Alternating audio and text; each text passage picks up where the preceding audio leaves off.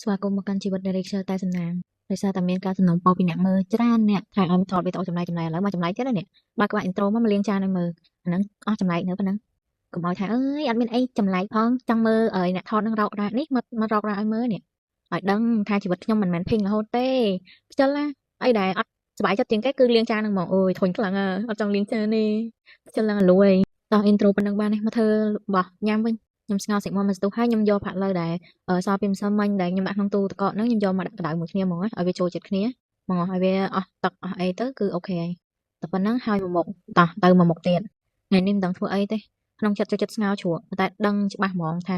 តាធ្វើរបស់វាជូរហ្នឹងស្លម្ជូរឬក៏ស្ងោរជ្រក់អីហ្នឹងនឹងប្តីខ្ញុំទៀតហើយអត់សប្បាយចិត្តទេលោកអើយពួកឯងអត់សូវចូលចិត្តជូរតែប្រពន្ធនេះអូយបានស្ងោរជ្រក់ហ្នឹងឆ្ងាញ់ហ្មងហើយសាច់គោទៅយកចេញពីកន្លែងកកដំបូងថាធ្វើឲ្យស្ងោរជ្រក់សាច់មាន់ដល់ពេលគិតចុះកន្លងឲ្យស្ងោរជ្រក់សាច់គោវិញនិយាយនេះមែនរៀបរែកសាហាវមនុស្សយើងស្ងោរជ្រក់កំពូលស្រួលហើយលោកអើយគ្រាន់តែដាក់ដាំទឹកមកដាក់គល់លឹកហីដាក់ម្ទេសដាក់លឹកហ៊ុយសែមកបន្តិចមកនិយាយទៅឲ្យតែទឹកពុះដាក់តែសាច់គោយើងចូលទៅហើយថែមហុយគ្រឿងអីតាមហ្នឹងទៅហើយបាត់ថែមតែខ្ទឹមបារាំងឬក៏ខ្ទឹមក្រហមឬក៏ជីអីចឹងទៅហើយមានអីបាក់ទេ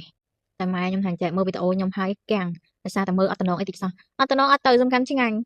ហើយខ្ញុំមិនទៅធ្វើដើម្បីអីណាឲ្យប្រកួត Master Chef អីណាខ្ញុំធ្វើញ៉ាំខ្លួនឯងតាប្រកែកមួយម៉ែទេណាកូនបងchẳngមែន